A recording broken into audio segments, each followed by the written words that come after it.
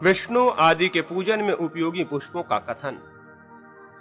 अग्निदेव कहते हैं, वशिष्ठ, पुष्पों से पूजन करने पर भगवान श्रीहरि संपूर्ण कार्यों में सिद्धि प्रदान करते हैं। मालती, मल्लिका, युथिका, गुलाब, कनेर, पावंती, अतिमुक्तक, कर्णिकार, कुरंटक, कुब्जक, तगर, नीप, कदंब, बाण, वन मल्लिका, अशोक, तिलक, कुंद और तमाल इनके पुष्प पूजा के लिए उपयोगी माने गए हैं। बिल्वपत्र, शमीपत्र, भृंगराज के पत्र, तुलसी, कृष्ण तुलसी तथा वासक, अडूसा के पत्र पूजन में ग्राह्य माने गए हैं। केतकी के पत्र और पुष्प, पद्म एवं रक्त कमल ये भी पूजा में ग्रहण किए जाते हैं। मदार, धतूर, गुंजा, पर्वतीय मल्लिका, कुटज, शालमली और कटेरी के फूलों का पूजा में प्रयोग नहीं करना चाहिए। प्रस्थमात्र धृत से भगवान विष्णु का अभिषेक करने पर करोड़ गौओं के दान करने का फल मिलता है। एक आढ़क धृत से अभिषेक करने वाला राज्य तथा धृत मिश्रित दुग्ध से अभिषेक करने वाला स्वर्ग को प्राप्त करता है। धनुर्वेद का वर्णन, युद्ध और अस्त्र के भेद, 8 प्रकार के स्थान, धनुष बाण को ग्रहण करने और छोड़ने की विधि आदि का कथन। अग्निदेव कहते हैं, वशिष्ठ, अब मैं 4 पादों से युक्त धनुर्वेद का वर्णन करता हूं। धनुर्वेद 5 प्रकार का होता है। रथ, हाथी, घोड़े और पैदल संबंधी योद्धाओं का आश्रय लेकर इसका वर्णन किया गया है। यंत्र मुक्त, पाणी मुक्त, मुक्त संधारित, अमुक्त और बाहु युद्ध, ये ही धनुर्वेद के 5 प्रकार कहे गए हैं। उसमें भी शस्त्र संपत्ति और अस्त्र संपत्ति के भेद से युद्ध 2 प्रकार का बताया गया है। ऋजु युद्ध और माया युद्ध के भेद से उसके पुनः 2 भेद हो जाते हैं, क्षेपणी, गोफन आदि। धनुष एवं यंत्र आदि के द्वारा जो अस्त्र फेंका जाता है उसे यंत्र मुक्त कहते हैं। यंत्र मुक्त अस्त्र का जहां अधिक प्रयोग हो वो युद्ध भी यंत्र मुक्त ही कहलाता है। प्रस्तरखंड और तोमर यंत्र आदि को पाणी मुक्त कहा गया है। भाला आदि जो अस्त्र शत्रु पर छोड़ा जाए और फिर उसे हाथ में ले लिया जाए तो उसे मुक्त संधारित समझना चाहिए। खड्ग, तलवार आदि को अमुक्त कहते हैं और जिसमें अस्त्र शस्त्रों का प्रयोग न करके मल्लों की भांति लड़ा जाए उस युद्ध को नियुद्ध या बाहु युद्ध कहते हैं। युद्ध की इच्छा रखने वाला पुरुष श्रम को जीते और योग्य पात्रों का संग्रह करे। जिनमें धनुष बाण का प्रयोग हो वे युद्ध श्रेष्ठ कहे गए हैं। जिनमें भालों की मार हो वे मध्यम कोटि के हैं। जिनमें खड्गों से प्रहार किया जाए वे निम्न श्रेणी के युद्ध हैं और बाहु युद्ध सबसे निकृष्ट कोटि के अंतर्गत है। धनुर्वेद में क्षत्रिय और वैश्य इन 2 वर्णों का भी गुरु ब्राह्मण ही बताया गया है। आपत्ति काल में स्वयं शिक्षा लेकर शूद्र को भी युद्ध का अधिकार प्राप्त है। देश या राष्ट्र में रहने वाले वर्ण संकरों को भी युद्ध में राजा की सहायता करनी चाहिए। स्थान वर्णन, अंगुष्ठ, गुल्फ, पार्श्वनिभार्ग और पैर ये एक साथ रहकर परस्पर सटे हुए हों तो लक्षण के अनुसार इसे समपद नामक स्थान कहते हैं। दोनों पैर बाह्य अंगुलियों के बल पर स्थित हो, दोनों घुटने स्तब्ध हो तथा दोनों पैर के बीच का फासला 3 बित्ता हो तो ये वैशाख नामक स्थान कहलाता है। जिसमें दोनों घुटने हंस पंक्ति के आकार की भांति दिखाई देते हो और दोनों में 4 बित्ते का अंतर हो वो मंडल स्थान माना गया है। जिसमें दाहिनी जांघ और घुटना स्तब्ध तना हुआ हो और दोनों पैरों के बीच का विस्तार 5 बित्ते का हो उसे आलीढ़ नामक स्थान कहा गया है। इसमें विपरीत जहां बाईं जांघ और घुटना स्तब्ध हो तथा दोनों पैरों के बीच का विस्तार 5 बित्ता हो वो प्रत्यालीढ़ नामक स्थान है। जहां बायां पैर टेढ़ा और दाहिना सीधा हो तथा दोनों गुल्फ और पार्श्वनिभाग 5 अंगुल के अंतर पर स्थित हो तो ये 12 अंगुल का बड़ा स्थानक कहा गया है। यदि बाएं पैर का घुटना सीधा हो और दाहिना पैर भली भांति फैलाया गया हो अथवा दाहिना घुटना कुब्जागार एवं निश्चल हो तथा या घुटने के साथ ही दायां चरण दंडाकार विशाल दिखाई दे तो ऐसे स्थिति में विकट नामक स्थान कहा गया है। इसमें दोनों पैरों का अंतर 2 हाथ बड़ा होता है। जिसमें दोनों घुटने दुहरे और दोनों पैर उत्तान हो जाएं। इस विधान के योग से जो स्थान बनता है उसका नाम संपुट है। जहां कुछ घूमे हुए दोनों पैर समभाव से दंड के समान विशाल एवं स्थिर दिखाई दें वहां दोनों के बीच की लंबाई 16 अंगुल की देखी गई हो, वो स्थान का यथोचित स्वरूप है। ब्राह्मण, योद्धाओं को चाहिए कि पहले बाएं हाथ में धनुष और दाएं हाथ में बाण लेकर उसे चलाएं और उन छोड़े हुए बाणों को स्वस्तिताकार करके उनके द्वारा गुरुजनों को प्रणाम करें। धनुष का प्रेमी योद्धा वैशाख स्थान के सिद्ध हो जाने पर स्थिति, वर्तमान या आयति, भविष्य में जब आवश्यकता हो, धनुष पर डोरी को फैलाकर धनुष की निचली कोटि और बाण के फलदेश को धरती पर टिका कर रखे और उसी अवस्था में मुड़ी हुई दोनों भुजाओं एवं कलाइयों द्वारा नापे। उत्तम व्रत का पालन करने वाले वशिष्ठ, उस योद्धा के बाण से धनुष सर्वथा बड़ा होना चाहिए और मुष्टि के सामने बाण के पंख तथा धनुष के डंडे में 12 अंगुल का अंतर होना चाहिए। ऐसी स्थिति हो तो धनुर्दंड को प्रत्यंचा से संयुक्त कर देना चाहिए, वो अधिक छोटा या बड़ा नहीं होना चाहिए। धनुष को नाभि स्थान में और बाण संचय को नितंब पर रखकर उठे हुए हाथ को आंख और कान के बीच में लेकर तथा उस अवस्था में बाण को फेंके। पहले बाण को मुट्ठी में पकड़ें और उसे दाहिने स्तनाग्र की शीघ्र में रखें। तदनंतर उसे प्रत्यंचा पर ले जाकर उस मौरवी, डोरी या प्रत्यंचा को खींचकर पूर्ण रूप से फैलावे। प्रत्यंचा न तो भीतर हो न बाहर, न ऊंची हो न नीची, न कुबड़ी हो न उत्तान, न चंचल हो न अत्यंत आवेष्टित। वो सम, स्थिरता से युक्त और दंड की भांति सीधी होनी चाहिए। इस प्रकार पहले इस मुष्टि के द्वारा लक्ष्य को आच्छादित करके बाण को छोड़ना चाहिए। धनुर्धर योद्धा को यत्न पूर्वक अपनी छाती ऊंची रखनी चाहिए और इस तरह झुककर खड़ा होना चाहिए जिससे शरीर त्रिकोणाकार जान पड़े, कंधा ढीला, ग्रीवा निश्चल और मस्तक मयूर की भांति शोभित हो। ललाट, नासिका, मुख, बाहुमूल और कोहनी ये सम अवस्था में रहे। ठोड़ी और कंधे में 3 अंगुल का अंतर समझना चाहिए। पहली बार 3 अंगुल, दूसरी बार 2 अंगुल और तीसरी बार ठोड़ी तथा कंधे का अंतर 1 ही अंगुल का बताया गया है। बाण को पंख की ओर तर्जनी एवं अंगूठे से पकड़ें, फिर मध्यमा एवं अनामिका से भी पकड़ लें और तब तक वेग पूर्ण खींचता रहे जब तक पूरा पूरा बाण धनुष पर न आ जाए। ऐसा उपक्रम करके विधि पूर्वक बाण को छोड़ना चाहिए। सुव्रत, पहले दृष्टि और मुष्टि से आहत हुए लक्ष्य को ही बाण से विदीर्ण करें। बाण को छोड़कर पिछला हाथ बड़े वेग से पीठ की ओर ले जाए, क्योंकि ब्राह्मण ये ज्ञात होना चाहिए कि शत्रु इस हाथ को काट डालने की इच्छा करते हैं। अतः धनुर्धर पुरुष को चाहिए कि धनुष को खींचकर कोहनी के नीचे लेकर और बाण छोड़ते समय उसके ऊपर करे। धनु शास्त्र विशारद पुरुषों को ये विशेष रूप से जानना चाहिए। कोहनी का आंखों से सटाना मध्यम श्रेणी का बचाव है और शत्रु के लक्ष्य से दूर रखना उत्तम।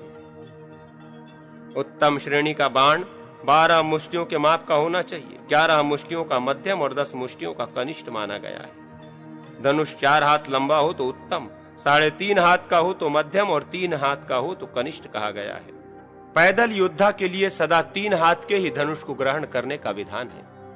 घोड़े, रथ और हाथी पर श्रेष्ठ धनुष का ही प्रयोग करने का विधान किया गया है। लक्ष्य वेध के लिए धनुष बाण लेने और उसके समुचित प्रयोग करने की शिक्षा तथा वैद्य के विविध भेदों का वर्णन। अग्निदेव कहते हैं, ब्राह्मण, द्विज को चाहिए कि पूरी लंबाई वाले धनुष का निर्माण कराकर उसे अच्छी तरह धो पोंछकर यज्ञ भूमि में स्थापित करे तथा गदा आदि आयुधों को भली भांति साफ करके रखे। तत्पश्चात बाणों का संग्रह करके कवच धारण पूर्वक एकाग्र चित्त हो तुर्णीर ले उसे पीठ की ओर दाहिनी कांख के पास दृढ़ता के साथ बांधे। ऐसा करने से विलक्ष बाण भी उस तुर्णीर में स्थिर रहता है। फिर दाहिने हाथ से तुर्णीर के भीतर से बाण को निकाले, उसके साथ ही बाएं हाथ से धनुष को वहां से उठा ले और उसके मध्य भाग में बाण का संधान करे। चित्त में विषाद को न आने दे, उत्साह संपन्न हो धनुष की डोरी पर बाण का पंख भाग रखें। फिर सिंह कर्ण नामक मुष्टि द्वारा डोरी को पंख के साथ ही दृढ़ता पूर्वक दबाकर समभाव से संधान करें और बाण को लक्ष्य की ओर छोड़ें। यदि बाएं हाथ से बाण को चलाना हो तो बाएं हाथ से बाण लें और दाहिने हाथ से धनुष की मुट्ठी पकड़े। फिर प्रत्यंचा पर बाण को इस तरह रखे कि खींचने पर उसका फल या पंख बाएं कान के समीप आ जाए। उस समय बाण को बाएं हाथ की तर्जनी और अंगुष्ठ के अतिरिक्त मध्यमा अंगुल से भी धारण किए रहे। बाण चलाने की विधि को जानने वाला पुरुष उपर्युक्त मुष्टि के द्वारा धनुष को दृढ़ता पूर्वक पकड़कर मन को दृष्टि के साथ ही लक्ष्यगत करके बाण को शरीर के दाहिने भाग की ओर रखते हुए लक्ष्य की ओर छोड़े। धनुष का दंड इतना बड़ा हो कि भूमि पर खड़ा करने पर उसकी ऊंचाई ललाट तक आ जाए। उस पर लक्ष्य वेध के लिए 16 अंगुल लंबे चंद्रक बाण विशेष का संधान करें और उसे भली भांति खींचकर लक्ष्य पर प्रहार करें। इस तरह एक बाण का प्रहार करके फिर तत्काल ही तुणीर से अंगुष्ठ एवं तर्जनी अंगुली द्वारा बारंबार बाण निकाले। उसे मध्यमा अंगुली से भी दबाकर काबू में करें और शीघ्र ही दृष्टिगत लक्ष्य की ओर चलावे। चारों ओर तथा दक्षिण और लक्ष्य वेध का क्रम जारी रखे। योद्धा पहले से ही चारों ओर बाण मारकर सब ओर के लक्ष्य को वेधने का अभ्यास करे। तदनंतर वो तीक्ष्ण, परावृत, गत, निम्न, उन्नत तथा क्षिप्र वेध का अभ्यास बढ़ावे। वैद्य लक्ष्य करके ये जो प्रयुक्त स्थान है, इनमें सत्व, बल एवं धैर्य का पुट देते हुए विचित्र एवं दुस्तर रीति से सैकड़ों बार हाथ से बाणों के निकालने एवं छोड़ने की क्रिया द्वारा धनुष का तर्जन करे, उस पर टंकार करे। विप्रवर, उक्त वैद्य के अनेक भेद हैं। पहले तो दृढ़, दुष्कर तथा चित्र दुष्कर, ये वैद्य के 3 भेद हैं। ये तीनों ही भेद 2-2 प्रकार के होते हैं। नत, निम्न और तीक्ष्ण, ये दृढ़ वैद्य के 2 भेद हैं। दुष्कर वैद्य के भी निम्न और उधर्वगत ये 2 भेद कहे गए हैं तथा चित्र दुष्कर वैद्य के मस्तकपन और मध्य ये 2 भेद बताए गए हैं। इस प्रकार इन वेद्य गणों को सिद्ध करके वीर पुरुष पहले दाएं और बाएं पार्श्व से शत्रु सेना पर चढ़ाई करे। इससे मनुष्य को अपने लक्ष्य पर विजय प्राप्त होती है। प्रयोक्ता पुरुषों के वैद्य के विषय में यही विधि देखी और बताई गई है। योद्धा के लिए उस वैद्य की अपेक्षा भ्रमण को अधिक उत्तम माना गया है। वो लक्ष्य को अपने बाण के पंख भाग से आच्छादित करके उसकी ओर दृढ़ता पूर्वक शरसंधान करे। जो लक्ष्य भ्रमणशील, अत्यंत चंचल और सुस्थिर हो, उस पर सब ओर से प्रहार करे, उसका भेदन और छेदन करे तथा उसे सर्वथा पीड़ा पहुंचाए। कर्मयोग के विधान का ज्ञाता पुरुष इस प्रकार समझ बुझकर उचित विधि का आचरण अनुष्ठान करे, जिससे मंत्र, नेत्र और दृष्टि के द्वारा लक्ष्य के साथ एकता स्थापन की कला सीख ली है। वो योद्धा यमराज को भी जीत सकता है। पाठांतर के अनुसार वो श्रम को जीत लेता है, युद्ध करते करते थकता नहीं है। पाश के निर्माण और प्रयोग की विधि तथा तलवार और लाठी को अपने पास रखने पर शत्रु पर चलाने की उपर्युक्त पद्धति का निर्देश। अग्निदेव कहते हैं, ब्रह्मन, जिसने हाथ, मन और दृष्टि को जीत लिया है, ऐसा लक्ष्य साधक नियत सिद्धि को पाकर युद्ध के लिए वाहन पर आरूढ़ हो। पाश 10 हाथ का बड़ा, गोलाकार और हाथ के लिए सुखद होना चाहिए। इसके लिए अच्छी मुंज, हरिण की तांत अथवा आंख के छिलकों की डोरी तैयार करानी चाहिए। इसके सिवा अन्य सुदृढ़, पट्टसूत्र आदि वस्तुओं का भी सुंदर पाश बनाया जा सकता है। उक्त सूत्रों या रस्सियों को कई आवृत्ति लपेटकर खूब बट ले। विज्ञ पुरुष 30 आवृत्ति करके बटे हुए सूत्र या रस्सी से ही पाश का निर्माण करे। शिक्षकों को पाश की शिक्षा देने के लिए कक्षाओं में स्थान बनाना चाहिए। पाश को बाएं हाथ में लेकर दाहिने हाथ से उधेड़े, फिर कुंडलाकार बना सब ओर घुमाकर शत्रु के मस्तक के ऊपर फेंकना चाहिए। पहले तिनके के बने और चमड़े से मढ़े हुए पुरुष पर उसका प्रयोग करना चाहिए। तत्पश्चात उछलते, कूदते और जोर जोर से चलते हुए मनुष्यों पर सम्यक रूप से विधिवत प्रयोग करके सफलता प्राप्त कर लेने पर ही पाश का प्रयोग करें। सुशिक्षित योद्धा को पाश द्वारा यथोचित रीति से जीत लेने पर ही शत्रु के प्रति पाश बंधन की क्रिया करनी चाहिए। तदनंतर कमर में म्यान सहित तलवार बांधकर उसे बाईं ओर लटका लें।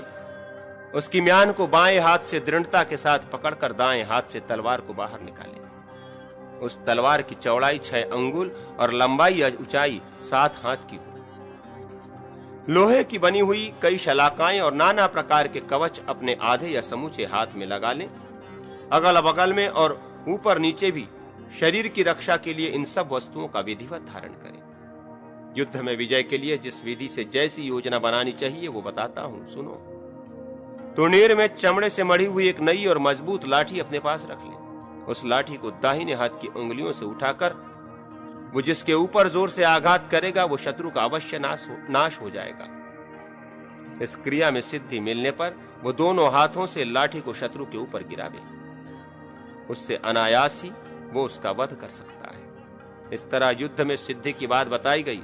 रणभूमि में भलीभांति संचरण के लिए अपने वाहनों से श्रम कराते रहना चाहिए, ये बात तुम्हें पहले बताई गई है। तलवार के 32 हाथ, पाश, चक्र, शूल, तोमर, गदा, परशु, मुंदर, भिंदीपाल, वज्र, कृपाण, क्षेपणी, गदा युद्ध तथा मल्ल युद्ध के दांव और पैंतरों का वर्ण। अग्निदेव कहते हैं, ब्रह्मन, भ्रांत, उद्भ्रांत, आविद्ध, आलुप्त, विलुप्त, लुप्त या श्रुत, संपात, समुदीर्ण, श्वेनपात, आकुल, उद्भत, अवधूत, सव्य, दक्षिण, अनालाक्षित, विस्फोट, करालेंद्र, महासख, विकराल, निपात, विभीषण, भयानक, समग्र, अर्ध, तृतीयांश, पाद, पादार्ध,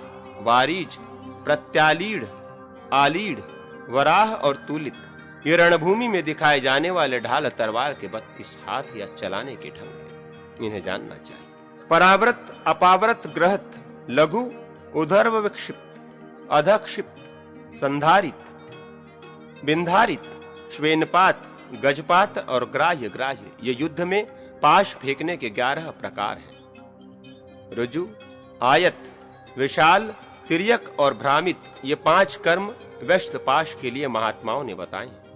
छेदन, भेदन, पात, भ्रमण, शमन, विकर्तन तथा कर्तन, ये 7 कर्म चक्र के हैं। आस्फोट, श्वेदन, भेद, त्रास, आंदोली तक और आघात, ये 6 शूल के कर्म जानो। द्विजोत्तम, दृष्टिघात, भुजाघात, पार्श्वघात, रुजुपात, पक्षपात और इशुपात, ये तोमर के कार्य कहे गए हैं। विप्रवर, आहत, वृहत, प्रभुत, कमलासन, ततोर्वगार्थ, नमित, वाम दक्षिण, आवृत, परावृत, पाद्वदूत, अपलौत, हंसमर्द या हंसमार्ग तथा विमर्द, ये गदा संबंधी कर्म कहे गए हैं। कराल, अवघात, दंशोपलुप्त, क्षिप्तहस्त, स्थित और शून्य, ये फरसे के कर्म समझने चाहिए। विप्रवर, ताड़न, छेदन, चूरण, प्लवन तथा घातन, ये मुदगर के कर्म हैं। संभ्रांत, संश्रांत, विश्रांत, गोविसर्ग तथा सुदर्धर, ये भिंदीपाल के कर्म हैं। और लगुड़ के भी वे ही कर्म बताए गए हैं। द्विजोत्तम, अनत्य, मध्य, पराव्रत तथा निदेशांत, ये वज्र और पट्टिश के कर्म हैं। हरण, छेदन, घात, भेदन, रक्षण, पातन तथा स्फोटन, ये कृपाण के कर्म कहे गए हैं। त्रासन, रक्षण, घात, बलोध्वरण तथा आयत, ये क्षेपणी, गोफन के कार्य कहे गए हैं। ये ही यंत्र के भी कर्म हैं। सत्यांग, अवदंश, वराहोदोत्तक, हस्तावहस्तक, आलीन, एकहस्त, अवहस्तक, द्विहस्त, बाहुपाश, कटेरेचितक, उद्गत, उरोधात, ललाटघात, भुजाविधमन, करोधूत, विमान, पादाहति, विपादिक, गात्र संलेक्षण, शांत, गात्र विपर्यक, उधर्व प्रहार, घात, गोमूत्र, सव्य, दक्षिण, पारक, तारक, दंड, गंड, कबरीबंध, आकूल, त्रियकबंध, अपामार्ग, भीमवेग, सुदर्शन, सिंहाक्रांत, गजाक्रांत और गदर्भाक्रांत, ये गदा युद्ध के हाथ जानने चाहिए। अब मल्ल युद्ध के दांव पेच बताए जाते हैं। आकर्षण, विकर्षण, बाहुमूल्य, ग्रीवा विपर्वर्त, सुदारुण, पृष्ठभृंग, पर्यासन, विपर्यास, पशुमार, अजाविक, पाद प्रहार, आस्फोटक, कटिरेचितक, गात्राश्लिष, स्कंदगत, महिव्याजन, उरोर ललाटाधात, विवष्टकरण, अदुधूत, अवधूत, त्रियंग मार्गगत, गजस्कंध, अवक्षेप, अपरांगमुख, देवमार्ग, अधोमार्ग, अमार्ग गमनाकुल, यष्टिघात, अवक्षेप, वसुधारण, जानुबंध, भुजाबंध, सुदारुण, गात्रबंध, वित्रिष्ट, सोदक, श्रभ्र और भुजावेष्टित। युद्ध में कवच धारण करके अस्त्र शस्त्र से संपन्न हो, हाथी आदि वाहनों पर चढ़कर उपस्थित होना चाहिए। हाथी पर उत्तम अंकुश धारण किए 2 महावत या चालक रहने चाहिए। उनमें से एक तो हाथी की गर्दन पर सवार हो और दूसरा उसके कंधे पर। इनके अतिरिक्त सवारों में 2 धनुर्धर होने चाहिए और 2 खड्गधारी। प्रत्येक रथ और हाथी की रक्षा के लिए 3-3 घुड़सवार सैनिक रहें तथा घोड़े की रक्षा के लिए 3-3 धनुर्धर पैदल सैनिक रहने चाहिए। धनुर्धर की रक्षा के लिए चर्म या ढाल लिए रहने वाले योद्धा की नियुक्ति करनी चाहिए, जो प्रत्येक शस्त्र का उसके अपने मंत्रों से पूजन करके त्रैलोक्य मोहन कवच का पाठ करने के अनंतर युद्ध में जाता है। वो शत्रुओं पर विजय पाता और भूतल की रक्षा करता है। पाठांतर के अनुसार शत्रुओं पर विजय पाता और उन्हें निश्चय ही मार गिराता है। व्यवहार शास्त्र तथा विविध व्यवहारों का वर्णन। अग्निदेव कहते हैं, वशिष्ठ, अब मैं व्यवहार का वर्णन करता हूं जो नए और अनय का विवेक प्रदान करने वाला है। उसके 4 चरण, 4 स्थान और 4 साधन बतलाए गए हैं। वो 4 का हितकारी, 4 में व्याप्त और 4 का कर्ता कहा जाता है। वो 8 अंग, 18 पद, 100 शाखा, 3 योनि, 2 अभियोग, 2 द्वार और 2 गतियों से युक्त है।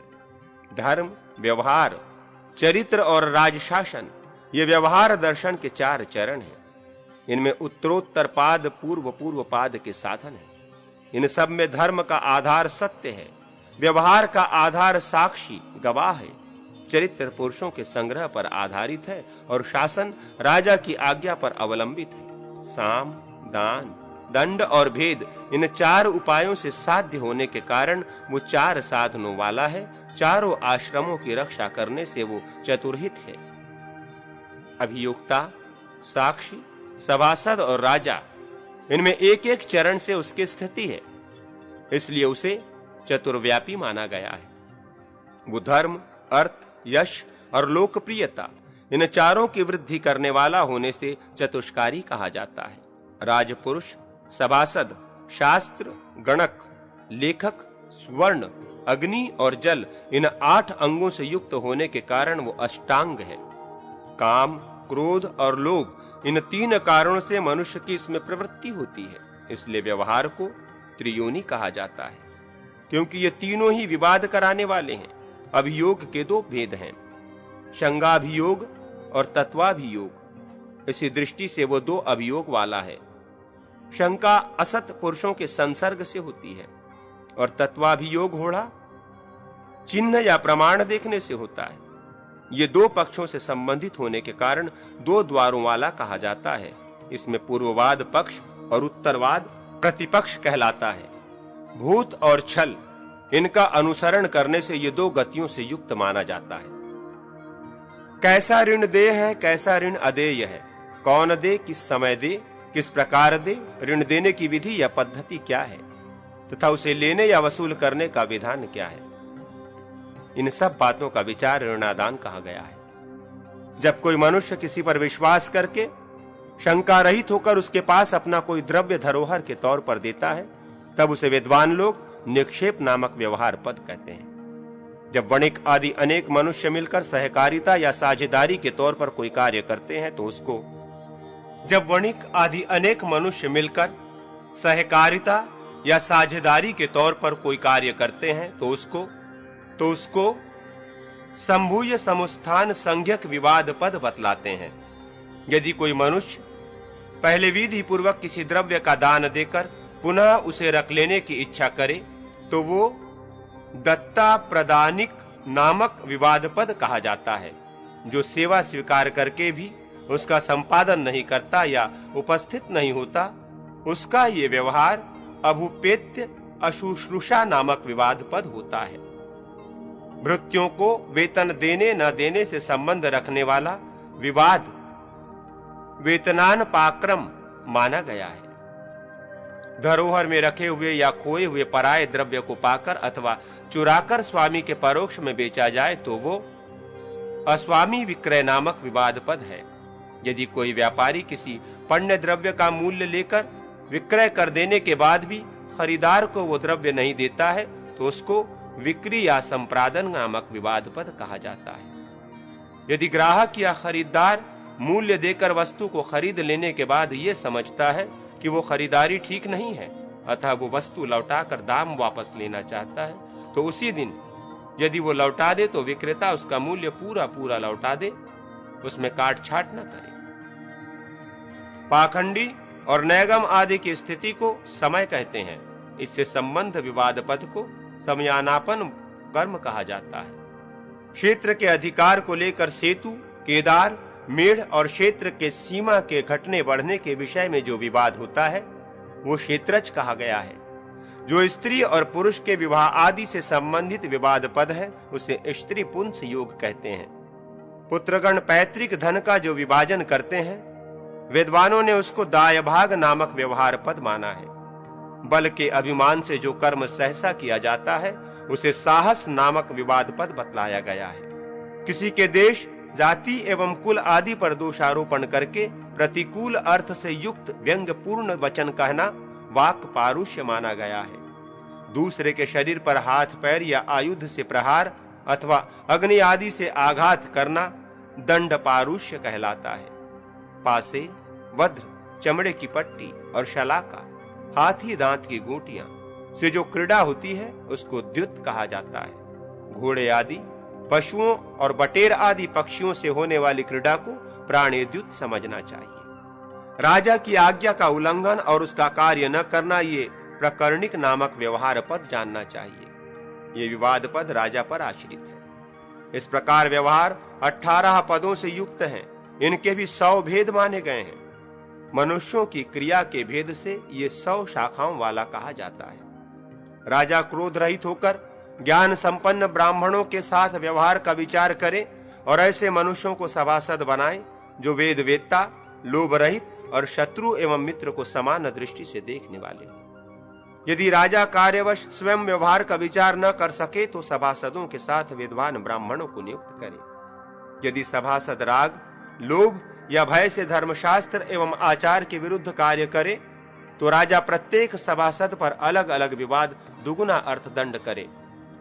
यदि कोई मनुष्य दूसरों के द्वारा धर्मशास्त्र और समयाचार के विरुद्ध मार्ग से घर्षित किया गया हो तो वो राजा के समीप आवेदन करे तो उसको व्यवहार पद कहते हैं। वादी ने जो निवेदन किया हो, राजा उसको वर्ष, मास, पक्ष, दिन, नाम और जाति आदि से चिन्हित करके प्रतिवादी के सामने लिख दे। वादी के आवेदन या बयान को भाषा, प्रतिज्ञा अथवा पक्ष कहते हैं। प्रतिवादी वादी का आवेदन सुनकर उसके सामने ही उसका उत्तर लिखावे, तब वादी उसी समय अपने निवेदन का प्रमाण लिखावे। निवेदन के प्रमाणित हो जाने पर वादी जीतता है, अन्यथा पराजित हो जाता है। इस प्रकार विवाद में 4 पाद अंश से युक्त व्यवहार दिखाया गया है। जब तक अभियुक्त के वर्तमान अभियोग का निर्णय फैसला न हो जाए तब तक उसके ऊपर दूसरे अपराध का मामला न चलाए। आवेदन के समय जो कुछ कहा गया हो, अपने उस कथन के विपरीत विरुद्ध कुछ न कहे।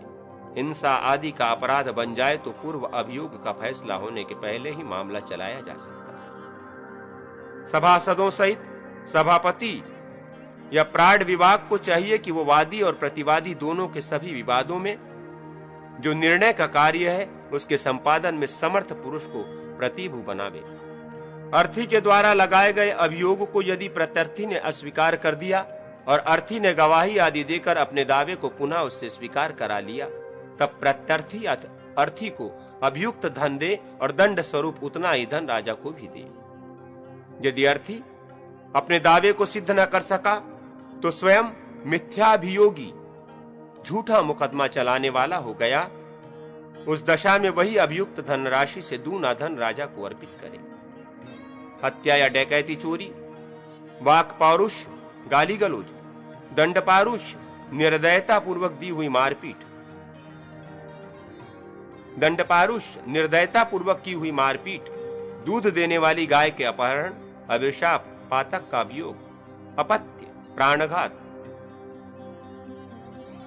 अत्यय, प्राणघात एवं धनादिपात तथा स्त्रियों के चरित्र संबंधी विवाद प्राप्त होने पर तत्काल अपराधी से उत्तर मांगे, विलंब न करे। अन्य प्रकार के विवादों में उत्तरदान का समय वादी, प्रतिवादी, सभासद तथा प्राण विभाग की इच्छा के अनुसार रखा जा सकता है। दोषों की पहचान इस प्रकार करें। अभियोग के विषय में बयान या गवाही देते समय जो एक जगह से दूसरी जगह जाता आता है, स्थिर नहीं रह पाता, दोनों गफलर चाटता है, जिसके भाल देश में पसीना हुआ करता है, चेहरे का रंग फीका पड़ जाता है, गला सूखने से वाणी अटकने लगती है, जो बहुत तथा पूर्वापर विरुद्ध बातें कहा करता है, जो दूसरे की बात का ठीक ठीक उत्तर नहीं दे पाता और किसी से दृष्टि नहीं मिला पाता है, जो होठ टेढ़े मेढ़े किया करता है, इस प्रकार जो स्वभाव से ही मन, वाणी, शरीर तथा क्रिया संबंधी विकार को प्राप्त होता है, वो दुष्ट कहा गया है। जो संदिग्ध अर्थ को, जिसे अर्धमण ने अस्वीकार कर दिया है, बिना किसी साधन के मनमाने ढंग से सिद्ध करने की चेष्टा करता है, तथा जो राजा के बुलाने पर उसके समक्ष कुछ भी नहीं कह पाता, वो भी हीन और दंडनीय माना गया है। दोनों वादियों के पक्षों के साधक साक्ष्य मिलने पर संभव हो तो पूर्ववादी के साक्षियों से ही पूछे, अर्थात उन्हीं की गवाही ले। जो वादी के उत्तर में यह कहे कि मैंने बहुत पहले इस क्षेत्र को दान में पाया था और तभी से यह हमारे उपयोग में है, वही यहाँ पूर्ववादी है। जिसने पहले अभियोग दाखिल किया है वो नहीं। यदि कोई ये कहे कि ठीक है, ये संपत्ति इसे दान में मिली थी और इसने इसका उपयोग भी किया है, तथापि इसके यहाँ से अमुक ने वो क्षेत्र संपत्ति खरीद ली और उसने पुनः इसे मुझको दे दिया, तथा पूर्व पक्ष असाध्य होने के कारण दुर्बल पड़ जाता है, ऐसा होने पर उत्तरवादी के साक्षी ही प्रष्टव्य है, उन्हीं की गवाही ली जानी चाहिए। यदि विवाद किसी शर्त के साथ किया गया हो, अर्थात यदि किसी ने कहा हो यदि मैं अपना पक्ष सिद्ध न कर सकूं तो 500 पण अधिक दंड दूंगा, तब यदि वो पराजित हो जाए तो उसके पूर्वकृत पण रूपी दंड का धन राजा को दिलवावे। परंतु जो अर्थी धनी है उसे राजा विवाद का आस्पद भूत धन ही दिलवावे। राजा छल छोड़कर वास्तविकता का आश्रय ले व्यवहारों का अंतिम निर्णय करे। यथार्थ वस्तु भी यदि लेखबद्ध न हुई हो तो व्यवहार में वो पराजय का कारण बनती है। सुवर्ण, रजत और वस्त्र आदि अनेक वस्तुएं अर्थी के द्वारा अभियोग पत्र में लिखा दी गई हैं। प्रत्यर्थी उन सब को अस्वीकार कर देता है। उस दशा में यदि साक्षी आदि के प्रमाण से एक वस्तु को भी प्रत्यर्थी ने स्वीकार कर लिया, तब राजा उसके अभियोग पत्र में लिखित सारी वस्तुएं दिलवाए। यदि कोई वस्तु पहले नहीं लिखाई गई और बाद में उसकी भी वस्तु सूची में चर्चा की गई हो तो उसको राजा नहीं दिलवावे। यदि दो स्मृतियों अथवा धर्मशास्त्र वचनों में परस्पर विरोध की प्रतीति होती हो तो उस विरोध को दूर करने के लिए विषय व्यवस्थापना आदि में उत्सर्गापवाद लक्षण न्याय को बलवान समझना चाहिए। एक वाक्य उत्सर्ग या सामान्य है और दूसरा अपवाद अथवा विशेष है, अतः अपवाद उत्सर्ग का बाधक हो जाता है। उस न्याय की प्रतीति कैसे हो? व्यवहार से। अन्वय व्यतिरेक लक्षण जो वृद्ध व्यवहार है उससे उक्त न्याय का अवगमन हो जाएगा। इस कथन का भी अपवाद है। अर्थशास्त्र और धर्मशास्त्र के वचनों में विरोध होने पर अर्थशास्त्र से धर्मशास्त्र ही बलवान है, ये ऋषि मुनियों की बांधी मर्यादा है। अर्थी या वादी पुरुष सप्रमाण अभियोग पत्र उपस्थित करे। ये बात पहले कही गई है। प्रमाण दो प्रकार का होता है, मानुष प्रमाण और दैविक प्रमाण। मानुष प्रमाण 3 प्रकार का होता है, वही यहाँ बताया जाता है। लिखित, भुक्ति और साक्षी, ये 3 मानुष प्रमाण कहे गए हैं। लिखित के 2 भेद हैं, शासन और चीरक। शासन का लक्षण पहले कहा गया है और चीरक का आगे बताया जाएगा। भुक्ति का अर्थ है उपभोग, कब्जा। साक्षियों के स्वरूप प्रकार आगे बताए जाएंगे। यदि मानुष प्रमाण के इन तीनों भेदों में से एक की भी उपलब्धि न हो तो आगे बताए जाने वाले दिव्य प्रमाणों में से किसी एक को ग्रहण करना आवश्यक बताया जाता है। ऋण आदि समस्त विवादों में उत्तर क्रिया बलवती मानी गई है। यदि उत्तर क्रिया सिद्ध कर दी गई तो उत्तरवादी विजयी होता है और पूर्ववादी अपना पक्ष सिद्ध कर चुका हो तो भी वो हार जाता है। जैसे किसी ने सिद्ध कर दिया कि अमुक ने मुझसे 100 रुपए लिए हैं, अतः वो उतने रुपयों का देनदार है, तथापि लेने वाला यदि ये जवाब लगा दे कि मैंने लिया अवश्य था किंतु अमुक तिथि को सारे रुपए लौटा दिए थे, और यदि उत्तरदाता प्रमाण से अपना यह कथन सिद्ध कर दे तो अर्थी या पूर्ववादी पराजित हो जाता है। परंतु आधी किसी वस्तु को गिरवी रखने, प्रतिग्रह लेने अथवा खरीदने में पूर्व क्रिया ही प्रबल होती है। जैसे किसी खेत को उसके मालिक ने किसी धनी के यहाँ गिरवी रखकर उससे कुछ रुपए ले लिए, फिर उसी खेत को दूसरे से भी रुपए लेकर उसने उसके यहाँ गिरवी रख दिया। ऐसे मामलों में जहाँ पहले खेत को गिरवी रखा है उसी का स्वतत्व प्रबल माना जाएगा, दूसरे का नहीं। यदि भूमि स्वामी के देखते हुए कोई दूसरा उसकी भूमि का उपभोग करता है तो वो कुछ नहीं बोलता, तो 20 वर्षों तक ऐसा होने पर वो भूमि उसके हाथ से निकल जाती है। इसी प्रकार हाथी, घोड़े आदि धन का कोई 10 वर्ष तक उपभोग करे और स्वामी कुछ न बोले तो वो उपभोक्ता ही उस धन का स्वामी हो जाता है। पहले के स्वामी को उस धन से हाथ धोना पड़ता है। आदि, सीमा, निक्षेप संबंधी धन को जड़ और बालकों के धन को तथा उपनिधि, राजा, स्त्री एवं क्षत्रिय ब्राह्मणों के धन को छोड़कर ही पूर्वोक्त नियम लागू होता है। अर्थात इनके धन का उपभोग करने पर भी कोई उस धन का स्वामी नहीं हो सकता।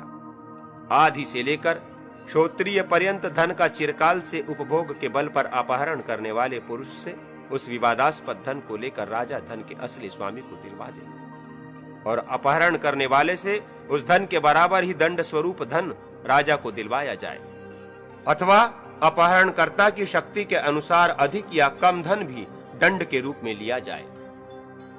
स्ववत्व का हेतुभूत जो प्रतिग्रह और क्रय आदि है उसको आगम कहते हैं। वो आगम भोग की अपेक्षा भी अधिक प्रबल माना गया है। स्ववत्व का बोध कराने के लिए आगम सापेक्ष भोग ही प्रमाण है, परंतु पितामह आदि के क्रम से जिस धन का उपभोग चला आ रहा है उसको छोड़कर अन्य प्रकार के उपभोग में ही आगम की प्रबलता है। पूर्व परंपरा प्राप्त भोग तो आगम से भी प्रबल है, परंतु जहां थोड़ा सा भी उपभोग नहीं है उस आगम में भी कोई बल नहीं है। विशुद्ध आगम से भोग प्रमाणित होता है, जहां विशुद्ध आगम नहीं है वो भोग प्रमाणभूत नहीं होता है। जिस पुरुष ने भूमि आदि का आगम अर्जन किया है वही कहां से तुम्हें क्षेत्र आदि की प्राप्ति हुई ये पूछे जाने पर लिखितादि प्रमाणों द्वारा आगम प्रतिग्रह आदि जनित अर्जन का उद्धार साधन करे, अन्यथा वो दंड का भागी होता है।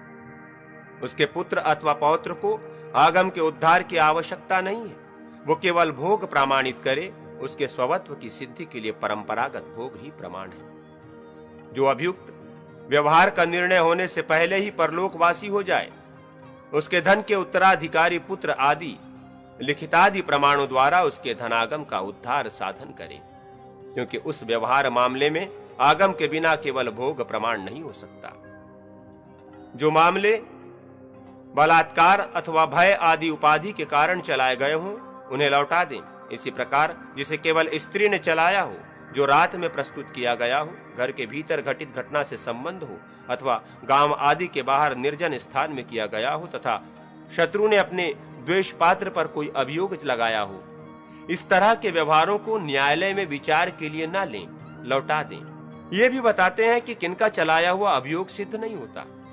जो मादक द्रव्य पीकर मत्त हो गया हो, वात, पित्त, कफ, सन्निपात अथवा ग्रहावेश के कारण उन्मत्त हो, रोग आदि से पीड़ित हो, इष्ट के वियोग अथवा अनिष्ट की प्राप्ति से दुखमग्न हो, नाबालिग हो और शत्रु आदि से डरा हुआ हो, ऐसे लोगों द्वारा चलाया हुआ व्यवहार असिद्ध माना गया।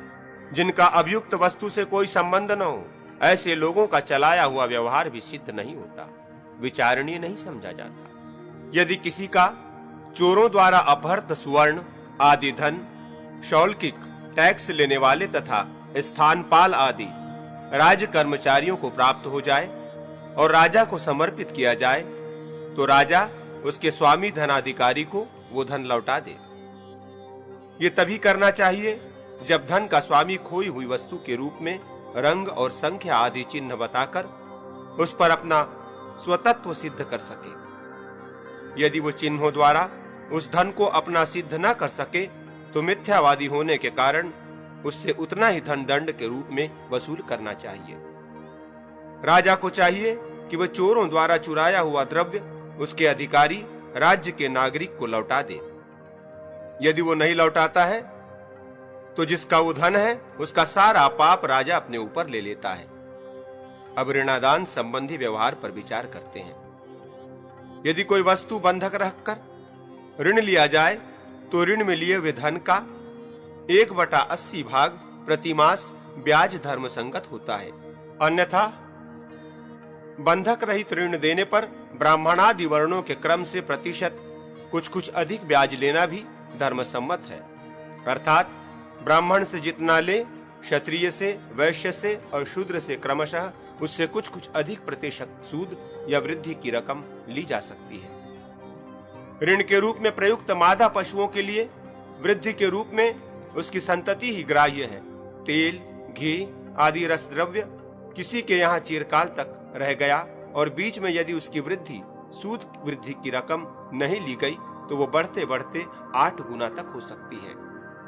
इससे आगे उस पर वृद्धि नहीं लगाई जाती। इसी प्रकार वस्त्र, धान्य तथा सुवर्ण इनकी क्रमशः चौगुनी, तिगुनी और दुगुनी तक वृद्धि हो सकती है, इससे आगे नहीं। व्यापार के लिए दुर्गम वन प्रदेश को लांघकर यात्रा करने वाले लोग ऋणदाता को 10% ब्याज दें और जो समुद्र की यात्रा करने वाले हैं वे 20% वृद्धि प्रदान करें। अन्यथा सभी वर्ण के लोग अबंधक या सबंधक ऋण में अपने लिए धन के स्वामी द्वारा नियत की हुई वृद्धि सभी जातियों के लिए दें। ऋण लेने वाले पुरुष ने पहले जो धन लिया है और जो साक्षी आदि के द्वारा प्रमाणित है उसको वसूल करने वाला धनी राजा के लिए वाच्य निवारणीय नहीं होता। अर्थात राजा उस न्याय संगत धन को वसूल करने से उस ऋणदाता को न रोके। यदि वो अप्रमाणित या अदत्त धन की वसूली करता है तो वो अवश्य राजा के द्वारा निवारणीय है। जो पूर्वोक्त रूप से न्याय संगत धन की वसूली करने पर भी ऋणदाता के विरुद्ध शिकायत लेकर राजा के पास जाए वो राजा के द्वारा दंड पाने के योग्य है। राजा उससे वो धन अवश्य दिलवावे। ऋणादान तथा उपनिधि संबंधी विचार। अग्निदेव कहते हैं, वशिष्ठ, यदि ऋण लेने वाले पुरुष के अनेक ऋणदाता साहू हों तथा वे सब के सब एक ही जाति के हों तो राजा उन्हें ग्रहण क्रम के अनुसार ऋण लेने वाले से धन दिलवावे। अर्थात जिस धनी ने पहले ऋण दिया हो उसे पहले और जिसने बाद में दिया हो उसे बाद में ऋणग्राही पुरुष ऋण लौटाए। यदि ऋणदाता धनी अनेक जाति के हों तो ऋणग्राही पुरुष सबसे पहले ब्राह्मण धनी को धन देकर उसके बाद क्षत्रिय आदि को देय धन अर्पित करे। राजा को चाहिए कि वो ऋण लेने वाले से उसके द्वारा ग्रहित धन के प्रमाण द्वारा सिद्ध हो जाने पर 10% धन दंड के रूप में वसूल करे तथा जिसने अपना धन वसूल कर लिया है उस ऋणदाता पुरुष से 5% धन ग्रहण कर ले और उस धन को न्यायालय के कर्मचारियों के भरण पोषण में लगावे। यदि ऋण लेने वाला पुरुष ऋणदाता की अपेक्षा हीन जाति का हो और निर्धन होने के कारण ऋण की अदायगी न कर सके तब ऋणदाता उससे उसके अनुरूप कोई काम करा ले और इस प्रकार उस ऋण का भुगतान कर ले। यदि ऋण लेने वाला ब्राह्मण हो और वो भी निर्धन हो गया हो तो उससे कोई काम न लेकर उसे अवसर देना चाहिए और धीरे धीरे जैसे जैसे उसके पास आय हो वैसे वैसे उसके कुटुंब को कष्ट दिए बिना ऋण की वसूली करे। जो वृद्धि के लिए ऋण के रूप में दिए हुए अपने धन को लोभवश ऋणग्राही के लौटाने पर भी नहीं लेता है उसके देय धन को यदि किसी मध्यस्थ के यहाँ रख दिया जाए तो उस दिन से उस पर वृद्धि नहीं होती, ब्याज नहीं बढ़ता, परंतु उस रखे हुए धन को भी ऋणदाता के मांगने पर न दिया जाए तो उस पर पूर्ववत ब्याज बढ़ता ही रहता है। दूसरे का द्रव्य जब खरीद आदि के बिना ही अपने अधिकार में आता है तो उसे रिक्त कहते हैं। विभाग द्वारा जो उस रिक्त को ग्रहण करता है वो रिक्तग्राह कहलाता है। जो जिसके द्रव्य को रिक्त के रूप में ग्रहण करता है, उसी से उसके ऋण को भी दिलवाया जाना चाहिए। उसी तरह जो जिसकी स्त्री को ग्रहण करता है, वही उसका ऋण भी दे। रिक्त धन का स्वामी यदि पुत्रहीन है, तो उसका ऋण वो कृत्रिम पुत्र चुकावे, जो एकमात्र उसी के धन पर जीवन निर्वाह करता है। संयुक्त परिवार में समूचे कुटुंब के भरण पोषण के लिए एक साथ रहने वाले बहुत से लोगों ने या उस कुटुंब के एक एक व्यक्ति ने जो ऋण लिया हो, उसे उस कुटुंब का मालिक दे। यदि वो मर गया या परदेश चला गया, तो उसके धन के भागीदार सभी लोग मिलकर वो ऋण चुकावें। पति के किए हुए ऋण को स्त्री न दे, पुत्र के किए हुए ऋण को माता न दे, पिता भी न दे, तथा स्त्री के द्वारा किए गए ऋण को पति न दे। किंतु ये नियम समूचे कुटुंब के भरण पोषण के लिए किए गए ऋण पर लागू नहीं होता है। ग्वाले, शराब बनाने वाले, नट, धोबी तथा व्याध की स्त्रियों ने जो ऋण लिया हो, उसे उनके पति अवश्य दें, क्योंकि उनकी वृत्ति जीविका उन स्त्रियों के ही अधीन होती है। यदि पति मुमूर्षु हो या परदेश जाने वाला हो, उसके द्वारा नियुक्त स्त्री ने जो ऋण लिया हो, वो भी यद्यपि पति का ही किया हुआ ऋण है, तथापि उसे पत्नी को चुकाना होगा। अथवा पति के साथ रहकर भार्या ने जो ऋण किया हो, वो भी पति और पुत्र के अभाव में उस भार्या को ही चुकाना होगा। जो ऋण स्त्री ने स्वयं किया हो, उसकी देनदार तो वो है ही, इसके सिवा दूसरे किसी प्रकार के पतिकृत ऋण को चुकाने का भार स्त्री पर नहीं। यदि पिता ऋण करके बहुत दूर परदेश में चला गया, मर गया अथवा किसी बड़े भारी संकट में फंस गया, तो उसके ऋण को पुत्र और पौत्र चुकावें। पिता के अभाव में पुत्र और पुत्र के अभाव में पौत्र उस ऋण की अदायगी करें। यदि वे अस्वीकार करें, तो अर्थी न्यायालय में अभियोग उपस्थित करके साक्षी आदि के द्वारा उस ऋण की यथार्थता प्रमाणित कर दे। उस दशा में तो पुत्र पौत्रों को वो ऋण देना ही पड़ेगा, जो ऋण शराब पीने के लिए लिया गया हो, पर स्त्री लंपटता के कारण काम भोग के लिए किया गया हो, जुए में हारने पर जो ऋण लिया गया हो, जो धन, दंड और शुल्क शेष रह गया हो, तथा जो व्यर्थ का दान हो, अर्थात धूर्तों और नट आदि को देने के लिए किया गया हो, इस तरह के पैतृक ऋण को पुत्र कदापि न दे। भाइयों के, पति पत्नी के तथा पिता पुत्र के अविभक्त धन में प्रातिभाव्य ऋण और साक्ष्य नहीं माना गया है। विश्वास के लिए किसी दूसरे पुरुष के साथ जो समय, शर्त या मर्यादा निश्चित की जाती है, उसका नाम प्रातिभाव्य। वो विषय भेद से 3 प्रकार का होता है, जैसे दर्शन विषयक प्रातिभाव्य, अर्थात कोई दूसरा पुरुष ये उत्तरदायित्व ले कि जब जब आवश्यकता होगी तब तब इस व्यक्ति को मैं न्यायालय के सामने उपस्थित कर सकूंगा, अर्थात दिखाऊंगा, हाजिर कर दूंगा। दर्शन प्रतिभू को आजकल की भाषा में हाजिर जामीन कहते हैं। प्रत्यय विषयक प्रातिभाव्य, प्रत्यय कहते हैं विश्वास को, विश्वास प्रतिभू को विश्वास जामीन कहा जाता है। जैसे कोई कहे कि आप मेरे विश्वास पर इसको धन दीजिए, ये आपको ठगेगा नहीं, क्योंकि ये अमुक का बेटा है, इसके पास उपजाऊ भूमि है और इसके अधिकार में एक बड़ा सा गांव भी है, इत्यादि।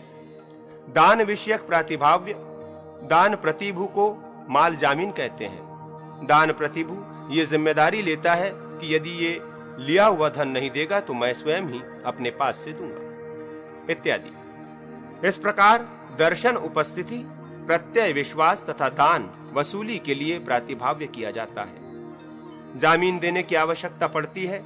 इनमें से प्रथम 2 अर्थात दर्शन प्रतिभू और विश्वास प्रतिभू, इनकी बात झूठी होने पर स्वयं धनी ऋण चुकाने के लिए विवश है, अर्थात राजा उनसे धनी को वो धन अवश्य दिलवावे।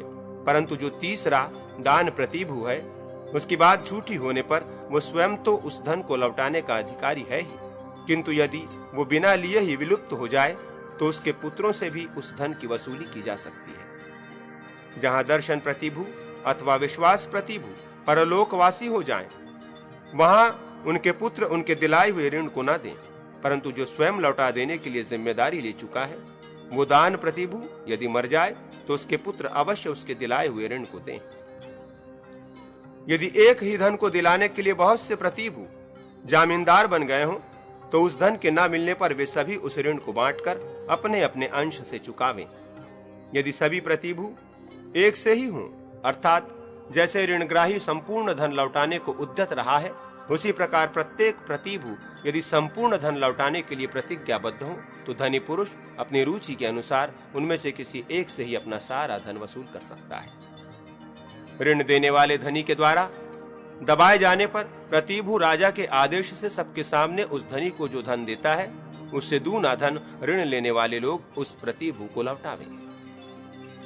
मादा पशुओं को यदि ऋण के रूप में दिया गया हो धन, तो उस धन की वृद्धि के रूप में केवल उनकी संतति ली जा सकती है। धान्य की अधिक से अधिक वृद्धि 3 गुने तक मानी गई है। वस्त्र वृद्धि क्रम से बढ़ता हुआ 4 गुना तथा रस, घी, तेल आदि अधिक से अधिक 8 गुना तक हो सकता है।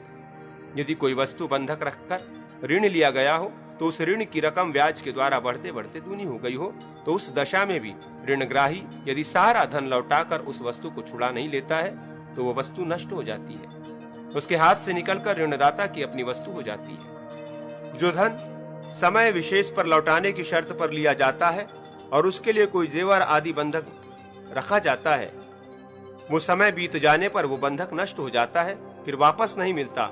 परंतु जिसका फल मात्र भोगने के योग्य होता है, वो बगीचा या खेत आदि बंधक के रूप में रखा गया हो तो वो कभी नष्ट नहीं होता, उस पर मालिक का स्वतत्व बना ही रहता है। यदि कोई गोपनीय आदि बंधक में रखी हुई वस्तु, तांबे की कराही आदि ऋणदाता के उपभोग में आए तो उस पर दिए हुए धन के लिए ब्याज नहीं लगाया जा सकता। यदि बंधक में कोई उपकारी प्राणी, बैल आदि रखा गया हो और उसके काम लेकर उसकी शक्ति क्षीण कर दी गई हो तो उस पर दिए गए ऋण के ऊपर वृद्धि नहीं जोड़ी जा सकती। यदि बंधक की वस्तु नष्ट हो जाए, टूट फूट जाए तो उसे ठीक कराकर लौटाना चाहिए, और यदि वो सर्वथा विलुप्त नष्ट हो जाए तो उसके लिए भी उचित मूल्य आदि दे देना चाहिए।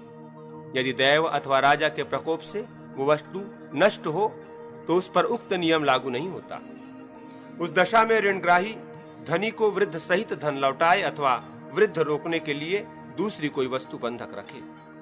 आदि चाहे गोप्य हो या भोग्य, उसके स्वीकार उपभोग मात्र से आदि ग्रहण की सिद्धि हो जाती है। इस आदि की प्रयत्न पूर्वक रक्षा करने पर भी यदि वो कालवश निस्सार हो जाए, वृद्धि सहित मूलधन के लिए पर्याप्त न रह जाए, तो ऋणग्राही को दूसरी कोई वस्तु आदि के रूप में रखनी चाहिए अथवा धनी को उसका धन लौटा देना चाहिए। सदाचार को ही बंधक मानकर उसके द्वारा जो द्रव्य अपने या दूसरे के अधीन किया जाता है उसको चरित्र बंधन कृत धन कहते हैं। ऐसे धन को ऋणग्राही वृद्धि सहित धनी को लौटावे या राजा ऋणग्राही से धनी की वृद्धि सहित वो धन दिलवाए। यदि सत्यंगारकृत द्रव्य बंधन रखा गया हो तो धनी को द्विगुण धन लौटाना चाहिए। तात्पर्य ये कि यदि बंधक रहते समय ही ये बात कह दी गई हो कि ऋण की रकम बढ़ते बढ़ते दूनी हो जाए तो मैं दूना द्रव्य ही दूंगा, मेरी बंधक रखी हुई वस्तु पर धनी का अधिकार नहीं होगा, इस शर्त के साथ जो ऋण लिया गया हो वो सत्यकारंगकृत द्रव्य कहलाता है। इसका एक दूसरा स्वरूप भी है, क्रय विक्रय आदि की व्यवस्था। मर्यादा के निर्वाह के लिए जो दूसरे के हाथ में कोई आभूषण इस शर्त के साथ समर्पित किया जाता है कि व्यवस्था भंग करने पर दुगना धन देगा, उस दशा में जिसने वो भूषण अर्पित किया है, यदि वही व्यवस्था भंग करे तो उसे वो भूषण सदा के लिए छोड़ देना पड़ेगा। यदि दूसरी ओर से व्यवस्था भंग की गई तो उसे उस भूषण को द्विगुण करके लौटाना होगा। यह भी सत्यकारंकृत ही द्रव्य है। यदि धन देकर बंधक छुड़ाने के लिए ऋणग्राही उपस्थित हो तो धनदाता को चाहिए कि वो उसका बंधक लौटा दे। यदि सूद के लोभ से वो बंधक लौटाने में आनाकानी करता या विलंब करता है तो वो चोर की भांति दंडनीय है। यदि धन देने वाला कहीं दूर चला गया हो तो उसके कुल के किसी विश्वसनीय व्यक्ति के हाथ में वृद्धि सहित मूलधन रखकर ऋणग्राही अपना बंधन वापस ले सकता है, अथवा उस समय तक उस बंधक को छुड़ाने का जो मूल्य हो वो निश्चित करके उस बंधक को धनी के लौटाने पर उसी के यहाँ रहने दे। उस दशा में उस धन पर आगे कोई वृद्धि नहीं लगाई जा सकती। यदि ऋणग्राही दूर चला गया हो और नियत समय तक न लौटे तो धनी ऋणग्राही के विश्वसनीय पुरुषों और गवाहों के साथ उस बंधक को बेचकर अपना प्रातव्य धन ले ले। यदि पहले बताए अनुसार ऋण लेते समय ही केवल द्रव्य लौटाने की शर्त हो गई हो तब बंधक को नहीं बेचा या नष्ट किया जा सकता है। जब किया हुआ ऋण अपनी वृद्धि के क्रम से दूना होकर आधी पर चढ़ जाए और धनिक को आधी से दूना धन प्राप्त हो गया हो तो वो आधी को छोड़ दे। ऋणग्राही को लौटा दे। उपनिधि प्रकरण। यदि निपेक्ष द्रव्य के आधारभूत वासन या पेटी आदि में धरोहर की वस्तु रखकर उसे सील मोहर सहित बंद करके वस्तु का स्वरूप या संख्या बताए बिना ही विश्वास करके किसी दूसरे के हाथ में रक्षा के लिए उसे दिया जाता है तो उसे उपनिधि द्रव्य कहते हैं। उसे स्थापक के मांगने पर ज्यों का त्यों लौटा देना चाहिए।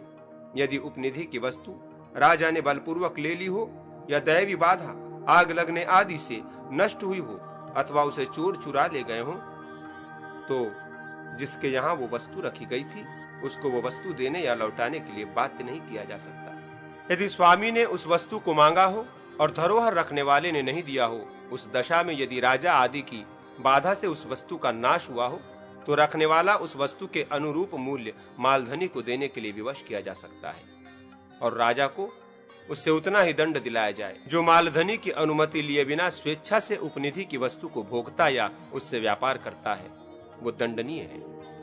यदि उसने उस वस्तु का उपभोग किया है तो वो सूद सहित उस वस्तु को लौटाए और यदि व्यापार में लगाकर लाभ उठाया है तो लाभ सहित वो वस्तु मालधनी को लौटाए और उतना ही दंड राजा को दे।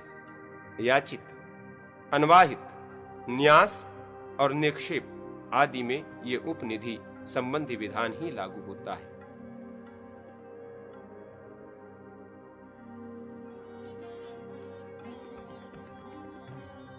साक्षी, लेखा तथा दिव्य प्रमाणों के विषय में विवेचन। साक्षी प्रकरण।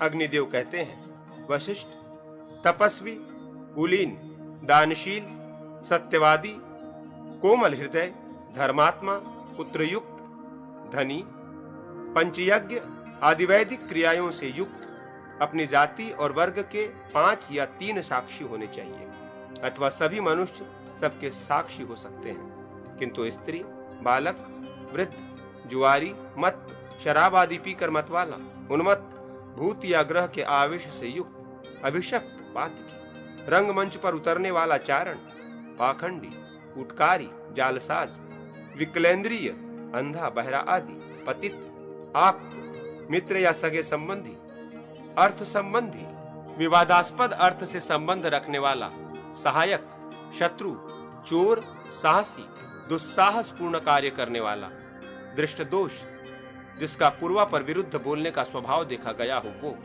और निर्धुत, भाई बंधुओं से परित्यक्त आदि साक्षी बनाने योग्य नहीं है। वादी और प्रतिवादी दोनों के मान लेने पर एक भी धर्मवेत्ता पुरुष साक्षी हो सकता है। किसी स्त्री को बलपूर्वक पकड़ लेना, चोरी करना, किसी को कटु वचन सुनाना या कठोर दंड देना तथा हत्या आदि दुस्साहसपूर्ण कार्य करना, इन अपराधों में सभी साक्षी बनाए जा सकते हैं। जो मनुष्य साक्षी होना स्वीकार करके 3 पक्ष के भीतर गवाही नहीं देता है, राजा 46वें दिन उससे सारा ऋण सूद सहित वादी को दिलावे और अपना दशांश भाग भी उससे वसूल करे। जो नराधम जानते हुए भी साक्षी नहीं होता, वो कूट साक्षी, झूठी गवाही देने वालों के समान दंड और पाप का भागी होता है। न्यायाधिकारी वादी एवं प्रतिवादी के समीप स्थित साक्षियों को ये वचन सुनावे, पातकियों और महापातकियों को तथा आग लगाने वालों और स्त्री एवं बालकों की हत्या करने वालों को जो लोग नरक प्राप्त होते हैं, झूठी गवाही देने वाला मनुष्य उसी सभी लोगों नरकों को प्राप्त होता है। तुमने सैकड़ों जन्मों में जो कुछ भी पुण्य अर्जित किया है वो सब उसी को प्राप्त हुआ समझो, जिसे तुम असत्य भाषण से पराजित करोगे। साक्षियों की बातों में द्विविधा, परस्पर विरुद्ध भाव हो तो उनमें से बहुसंख्यक साक्षियों का वचन ग्राह्य होता है। यदि समान संख्या वाले साक्षियों की बातों में विरोध हो, अर्थात जहां 2 एक तरह की बात करते हो और 2 दूसरे तरह की बात, वहां गुणवानों की बात को प्रमाण मानना चाहिए। यदि गुणवानों की बातों में भी विरोध उपस्थित हो तो उनमें से जो सबसे अधिक गुणवान हो उसकी बात को विश्वसनीय एवं ग्राह्य माने। साक्षी जिसकी प्रतिज्ञा दावा को सत्य बताएं वो विजयी होता है। वे जिसके दावे को मिथ्या बतलाए उसकी पराजय निश्चित है। साक्षियों के साक्ष्य देने पर भी यदि गुणों में इनके श्रेष्ठ अन्य पुरुष अथवा पूर्व साक्षियों से दुगने साक्षी उनके साक्ष्य को असत्य बतलावे तो पूर्व साक्षी कूट झूठे माने जाते हैं।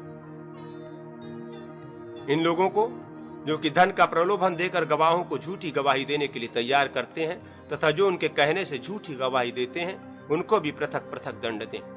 विवाद में पराजित होने पर जो दंड बताया गया है उससे दूना दंड झूठी गवाही दिलाने वाले और देने वालों से वसूल करना चाहिए। यदि दंड का भागी ब्राह्मण हो तो उसे देश से निकाल देना चाहिए। जो अन्य गवाहों के साथ गवाही देना स्वीकार करके उसका अवसर आने पर रागादि दोषों से आक्रांत हो अपने साक्षीपन को दूसरे साक्षियों से अस्वीकार करता है, अर्थात ये कह देता है कि मैं इस मामले में साक्षी नहीं हूं, वो विवाद में पराजय प्राप्त होने पर जो नियत दंड है उससे 8 गुना दंड देने का अधिकारी है। उससे उतना दंड वसूल करना चाहिए। परंतु जो ब्राह्मण उतना दंड देने में असमर्थ हो उसको देश से निर्वासित कर देना चाहिए। जहां ब्राह्मण, क्षत्रिय, वैश्य अथवा शूद्र के वध की संभावना हो वहां उनके रक्षार्थ साक्षी झूठ बोलें, कदापि सत्य न कहें। यदि किसी हत्यारे के विरुद्ध गवाही देनी हो तो सत्य ही कहना चाहिए। लेखा प्रकरण। धनी और अधमर्ण। साहू और खदुका के बीच जो सुवर्ण आदि द्रव्य परस्पर अपनी ही रुचि से इस शर्त के साथ कि इतने समय में इतना देना है और प्रतिमास इतनी वृद्धि चुकानी है, व्यवस्था पूर्वक रखा जाता है, उस अर्थ को लेकर कालांतर में कोई मतभेद या विवाद उपस्थित हो जाए तो उसमें वास्तविक तत्व का निर्णय करने के लिए कोई लेखा पत्र तैयार कर लेना चाहिए। उसमें पूर्वोक्त योग्यता वाले साक्षी रहें और धनी साहू का नाम भी पहले लिखा गया हो। लेखा में संवत, मास, पक्ष, दिन, तिथि, साहू और खदुका के नाम, जाति तथा गोत्र के उल्लेख के साथ साथ शाखा प्रयुक्त गौण नाम, ब्रहुच, कठ आदि तथा धनी और ऋणी के अपने अपने पिता के नाम आदि लिखे रहने चाहिए। लेखा में वांछनीय विषय का उल्लेख पूर्ण हो। ऋण लेने वाला अपने हाथ से लेखा पर यह लिख दे कि अमुक का पुत्र मैं, अमुक इस लेखा में जो लिखा गया है उससे सहमत हूं। तदनंतर साक्षी भी अपने हाथ से यह लिखे कि आज मैं अमुक का पुत्र अमुक इस लेखा का साक्षी होता हूं। साक्षी सदा समसंख्या 2 या 4 में होने चाहिए। लिपि ज्ञान शून्य ऋणी अपनी सम्मति किसी दूसरे व्यक्ति से लिखवा ले और अपड़ साक्षी अपना मत सब साक्षियों के समीप दूसरे साक्षी से लिखवाए। अंत में लेखक कातिब यह लिख दे कि आज अमुक धनी और अमुक ऋणी के कहने पर अमुक के पुत्र मुझ अमुक ने यह लेखा लिखा। साक्षियों के न होने पर भी ऋणी के हाथ का लिखा हुआ लेखा पूर्ण प्रमाण माना जाता है, किंतु ये लेखा बल अथवा छल के प्रयोग से लिखवाया गया न हो।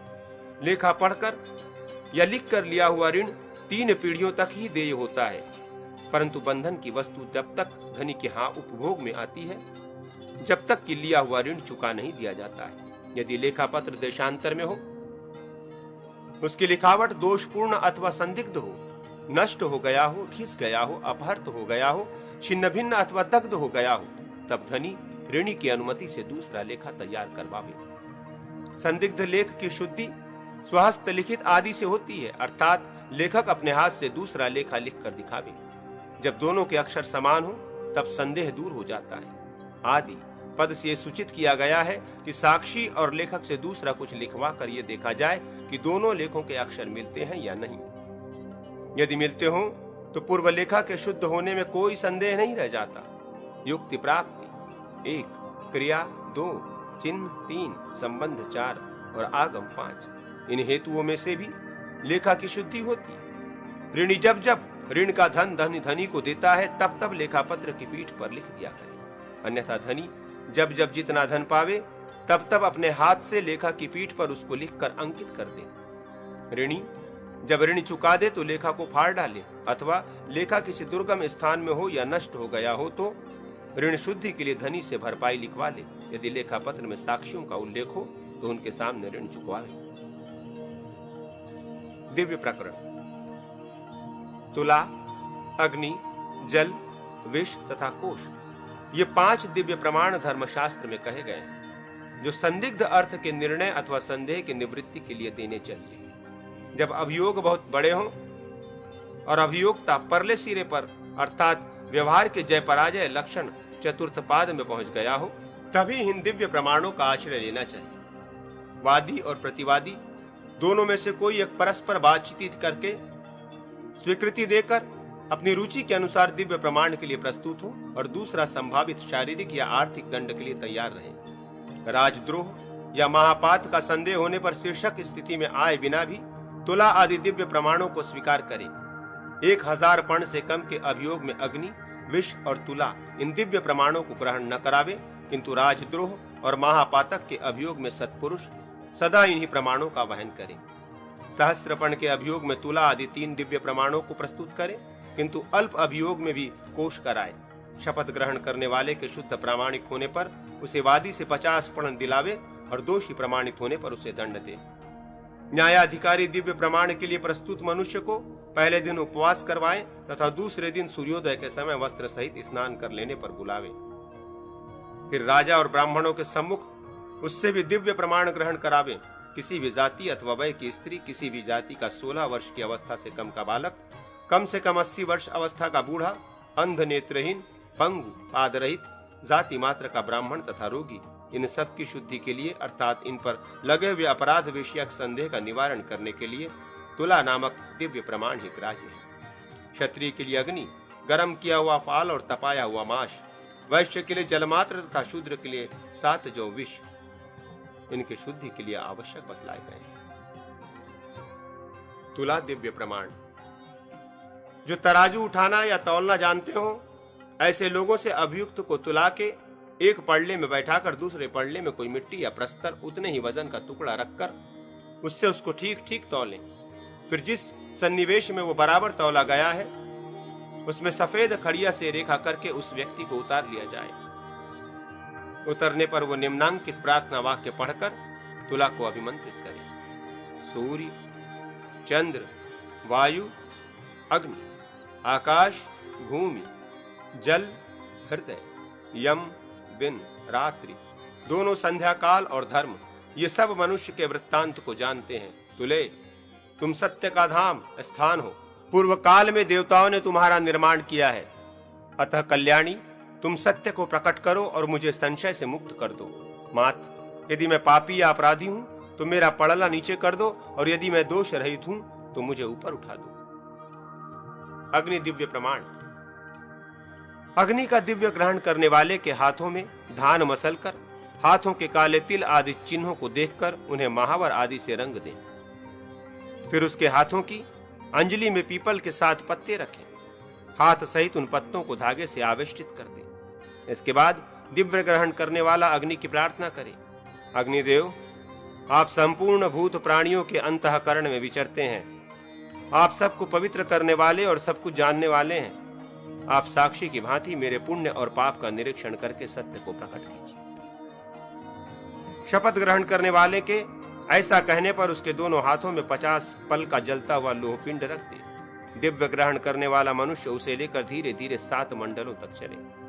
मंडल की लंबाई और चौड़ाई 16-16 अंगुल की हो तथा एक मंडल से दूसरे मंडल की दूरी भी उतनी ही हो। तदनंतर शपथ करने वाला अग्निपिंड को गिराकर हाथों में पुनः धान मसले। यदि हाथ न जले हों तो शपथ करने वाला मनुष्य शुद्ध माना जाता है। यदि लोह पिंड बीच में ही गिर पड़े या कोई संदेह हो तो शपथकर्ता पूर्ववत लोह पिंड लेकर चले। जल दिव्य। जल का दिव्य ग्रहण करने वाले को निम्नांकित रूप से वरुण देव की प्रार्थना करनी चाहिए।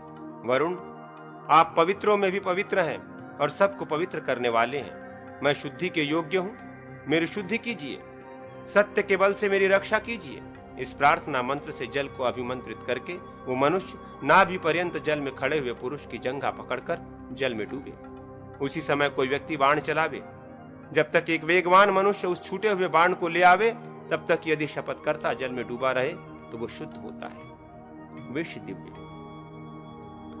विष का दिव्य प्रमाण ग्रहण करने वाला इस प्रकार विष की प्रार्थना करे। विष, तुम ब्रह्मा के पुत्र हो और सत्य धर्म में अधिष्ठित हो। इस कलंक से मेरी रक्षा एवं सत्य के प्रभाव से मेरे लिए अमृत रूप हो जाओ। ऐसा कहकर शपथकर्ता हिमालय पर उत्पन्न श्रांग विष का भक्षण करे।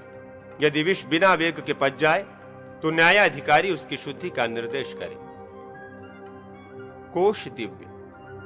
कोश दिव्य लेने वाले के लिए न्यायाधिकारी उग्र देवताओं का पूजन करके उसके अभिषेक का जल ले आवे। फिर शपथकर्ता को यह बतलाकर उसमें से 3 पसर जल पिला दें। यदि 14वें दिन तक राजा अथवा देवता से घोर पीड़ा न प्राप्त हो तो वह निसंदेह शुद्ध होता है। अल्प मूल्य वाली वस्तु के अभियोग में संदेह उपस्थित होने पर सत्य, वाहन, शस्त्र, गौ, बीज, सुवर्ण, देवता, गुरुचरण एवं इष्टापूर्त आदि पुण्य कर्म इनकी सहज साध्य शपथ विहित। पैतृक धन के अधिकारी, पत्नियों का धनाधिकार, पितामह के धन के अधिकारी, विभाज्य और अविभाज्य धन, वर्णक्रम से पुत्रों के धनाधिकार, 12 प्रकार के पुत्र और उनके अधिकार, पत्नी पुत्री आदि के, संसृष्टि के धन का विभाग, क्लीब आदि का अनधिकार, स्त्री धन तथा उसका विभाग। दाय विभाग प्रकरण। दाय शब्द से वो धन समझना चाहिए जिस पर स्वामी के साथ उसके संबंध के कारण दूसरों का स्वतत्व हो जाता है। दाय के 2 भेद हैं, अप्रतिबंध और सप्रतिबंध। पुत्रों और पौत्रों का पुत्रत्व और पौत्रत्व के कारण पिता और पितामह के धन पर अनायास ही स्वतत्व होता है, इसलिए वो अप्रतिबंध दाय है। चाचा और भाई आदि को पुत्र और स्वामी के अभाव में धन पर अधिकार प्राप्त होता है, इसलिए वो सप्रतिबंध दाय है। इसी प्रकार उनके पुत्र आदि के लिए भी समझ लेना चाहिए। जिसके अनेक स्वामी हैं, ऐसे धन को बांटकर एक एक के अंश को पृथक पृथक व्यवस्थित कर देना विभाग कहलाता है। इस अध्याय में दाय विभाग और स्वत्व पर विचार किया गया है, जो धर्म शास्त्रकारों एवं महिषियों को अभिमत है। अग्निदेव कहते हैं, वशिष्ठ, यदि पिता अपने जीवन में सब पुत्रों में धन का विभाजन करे तो वो इच्छा अनुसार ज्येष्ठ पुत्र को श्रेष्ठ भाग दे या सब पुत्रों को समांश भागी बनाए। यदि पिता सब पुत्रों को समान भाग दे तो अपनी उन स्त्रियों को भी समान भाग दे जिनको पति अथवा ससुर की ओर से स्त्री धन न मिला हो। जो पुत्र धनोपार्जन में समर्थ होने के कारण पैतृक धन की इच्छा न रखता हो, उसे भी थोड़ा बहुत धन देकर विभाजन का कार्य पूर्ण करना चाहिए। पिता के द्वारा दिया हुआ न्यूनाधिक भाग यदि धर्म सम्मत है तो वो पितृकृत होने से निवृत्त नहीं हो सकता, ऐसा स्मृतिकारों का मत है। माता पिता के मृत्यु के पश्चात पुत्र पिता के धन और ऋण को बराबर बराबर बांट ले। माता द्वारा लिए गए ऋण को चुकाने के बाद बचा हुआ मातृधन पुत्रियां आपस में बांट ले। उनके अभाव में पुत्र आदि उस धन का विभाग कर लें। पैतृक धन को हानि न पहुंचाकर जो धन स्वयं उपार्जित किया गया हो, मित्र से मिला हो और विवाह में प्राप्त हुआ हो, भाई आदि दायाद उसके अधिकारी नहीं होते। यदि सब भाइयों ने सम्मिलित रहकर धन की वृद्धि की हो तो उस धन में सबका समान भाग माना जाता है। यहाँ तक पैतृक संपत्ति में पुत्रों का विभाग किस प्रकार हो ये बतलाया गया। अब पितामह के धन में पौत्रों का विभाग कैसे हो, इस विषय में विशेष बात बताते हैं। यद्यपि पितामह के धन में पौत्रों का पुत्रों के समान जन्म से ही स्वतत्व है, तथापि यदि वे पौत्र अनेक पिता वाले हैं तो उनके पिताओं को द्वार बनाकर ही पितामह के द्रव्य का विभाजन होगा।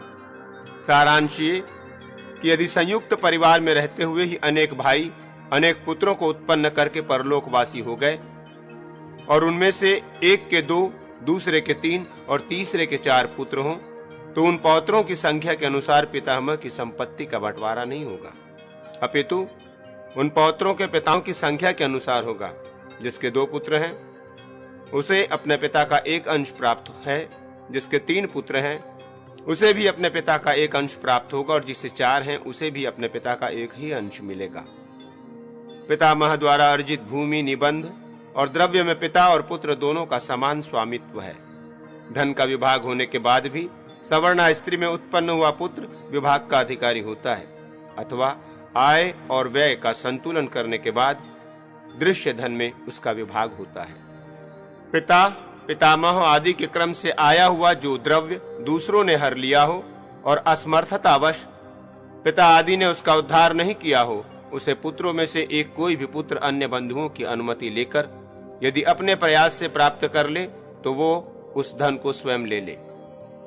अन्य दायादों को न बांटे, परंतु खेत का उद्धार करने पर उद्धार करता उसका 1/4 अंश स्वयं ले, शेष भाग सब भाइयों को बराबर बराबर बांट दे।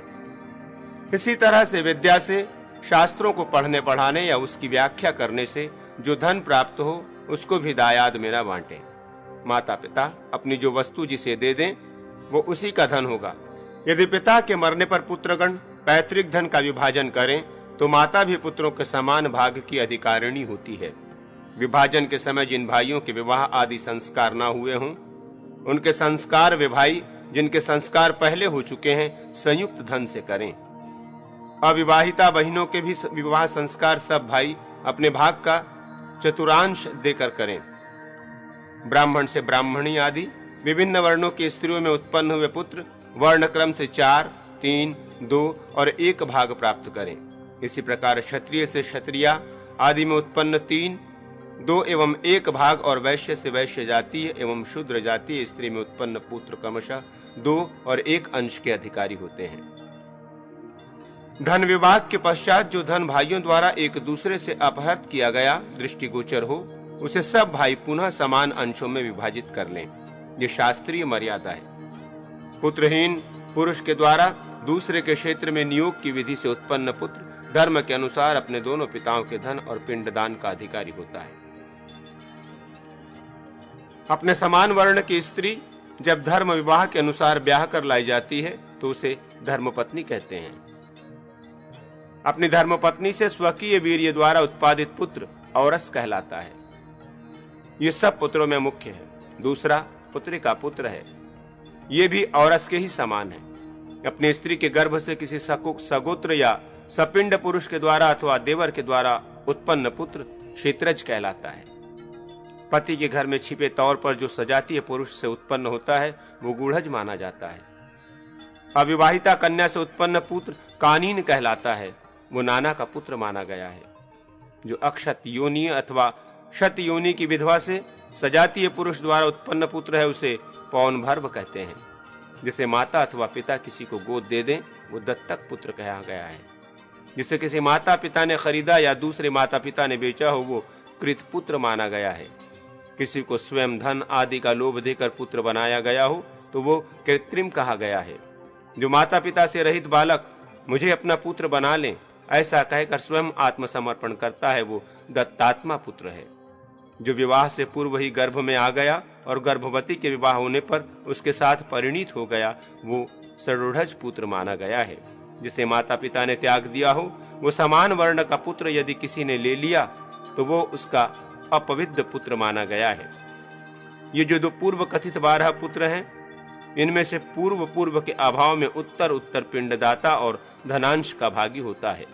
मैंने सजातीय पुत्रों में धन विभाग की ये विधि बतलाई है। शूद्र के धन विभाग की विशेष विधि। शूद्र द्वारा दासी में उत्पन्न पुत्र भी पिता की इच्छा से धन में भाग प्राप्त करेगा। पिता की मृत्यु के पश्चात शूद्र की विवाहिता पत्नी से उत्पन्न पुत्र अपने पिता के दासी पुत्र को भी भाई की हैसियत से आधा भाग दे। यदि शूद्र की परिणीता से कोई पुत्र न हो तो वो भातृहीन दासी पुत्र पूरे धन पर अधिकार कर ले, परंतु ये भी तभी संभव है जब उसकी परिणीता की पुत्रियों के पुत्र न हो। उनके होने पर तो वो आधा भाग ही पा सकता है। जिसके पूर्वोक्त 12 प्रकार के पुत्रों में से कोई नहीं है ऐसा पुत्रहीन पुरुष यदि स्वर्गवासी हो जाए तो उसके धन के भागी क्रमशः पत्नी, पुत्रियां, माता पिता, सहोदर भाई, असहोदर भाई, भातृपुत्र, गोत्रज, सपिंड या समानोदक पुरुष, बंधु बांधव, आचार्य, शिष्य तथा सजातीय सहपाठी होते हैं। इनमें पूर्व के अभाव में उत्तरोत्तर धन के भागी होते हैं। सब वर्णों के लिए धन के विभाजन की यही विधि शास्त्र विहित है। वानप्रस्थ, सन्यासी और नैष्ठिक ब्रह्मचारियों के धन के अधिकारी क्रमशः एक आश्रम में रहने वाला धर्म भ्राता, श्रेष्ठ शिष्य और आचार्य होते हैं। बंटे हुए धन को फिर मिला दिया जाए तो वो संसृष्ट कहलाता है। ऐसा संसृष्ट धन जिन लोगों के पास है वे सभी संसृष्टि कहे गए हैं। संसृष्टत्व संबंध जिस किसी के साथ नहीं हो सकता किंतु पिता, भाई अथवा पितृव्य चाचा के साथ ही हो सकता है। यदि कोई संसृष्टि मर जाए तो उसके हिस्से का धन दूसरा संसृष्टि पुरुष मृत संसृष्टि के मृत्यु के बाद उसकी भार्या से उत्पन्न हुए पुत्र को दे दे। पुत्र न हो तो वो संसृष्टि स्वयं ही ले ले। पत्नी आदि को वो धन नहीं मिल सकता। यदि सहोदर संसृष्टि मर जाए तो दूसरा सहोदर संसृष्टि उसकी मृत्यु के पश्चात पैदा हुए पुत्र को उसका अंश दे दे। यदि पुत्र ना हो तो वो स्वयं ही उस संसृष्टि के अंश को ले ले। असहोदर भाई संसृष्टि होने पर भी उसे नहीं ले सकता। अन्य माता के पेट से पैदा हुआ सौतेला भाई भी यदि संसृष्टि हो तो वो संसृष्टि भाता के धन को ले सकता है। यदि वो असंसृष्टि है तो उस धन को नहीं ले सकता, अथवा असंसृष्टि भी उस संसृष्टि के धन को ले सकता है, जबकि वो संसृष्टि उस असंसृष्टि का सहोदर भाई रहा हो। नपुंसक, पतित, उसका पुत्र, पंगु, उन्मत्त, जड़, अंध, असाध्य रोग से ग्रस्त और आश्रमांतर में गए हुए पुरुष केवल भरण पोषण पाने के योग्य हैं। इन्हें हिस्सा बटाने का अधिकार नहीं है। इन लोगों के औरस एवं क्षेत्रज पुत्र क्लीबत्व आदि दोषों से रहित होने पर भाग लेने के अधिकारी होंगे। इनकी पुत्रियों का भी तब तक भरण पोषण करना चाहिए जब तक कि वे पति के अधीन न कर दी जाएं। इन क्लीब, पतित आदि के पुत्रहीन सदाचारिणी स्त्रियों का भरण पोषण करना चाहिए। यदि वे व्यभिचारिणी या प्रतिकूल आचरण करने वाली हों तो उनको घर से निर्वासित कर देना चाहिए। स्त्री धन जो पिता, माता, पति और भाई ने दिया हो, जो विवाह काल में अग्नि के समीप मामा आदि की ओर से मिला हो, तथा जो आधिवेदनिक आदि धन हो, वो स्त्री धन कहा गया है। जिसे कन्या के माता बंधु बांधवों ने दिया हो, जिसे पिता के बंधु बांधवों ने दिया हो, तथा जो वर पक्ष की ओर से कन्या के लिए शुल्क रूप में मिला हो, एवं विवाह के पश्चात पतिकुल से जो वधु को भेंट मिला हो, वो सब स्त्रीधन कहा गया है। यदि स्त्री संतान ही ना हो, जिसके बेटी, दौहित्री, दौहित्र, पुत्र और पौत्र कोई भी ना हो, ऐसी स्त्री यदि दिवंगत हो जाए तो उसके पति आदि बांधवजन उसका धन ले सकते हैं। ब्राह्म, देव, आर्ष और प्राजापत्य, इन 4 प्रकार के विवाहों की विधि से विवाहित स्त्रियों के निसंतान मर जाने पर उनका धन पति को प्राप्त होता है। यदि वे संतानवती रही हों तो उनका धन उनकी पुत्रियों को प्राप्त होता है, और शेष 4 गांधर्व, आसुर, राक्षस तथा पिशाच विवाह की विधि से विवाहित होकर मरी हुई संतानहीना स्त्रियों का धन उनके पिता को प्राप्त होता है। जो कन्या का वाग्दान करके कन्यादान नहीं करता वो राजा के द्वारा दंडनीय होता है, तथा वाग्दान के निमित्त वर ने अपने संबंधियों और कन्या संबंधियों के स्वागत सत्कार में जो धन खर्च किया हो वो सब सूद सहित कन्यादाता को वर को लौटावे। यदि वाग्दाता कन्या की मृत्यु हो जाए तो वर अपने और कन्या पक्ष दोनों के व्यय का परिशोधन करके जो अवशिष्ट व्यय हो वही कन्यादाता से ले।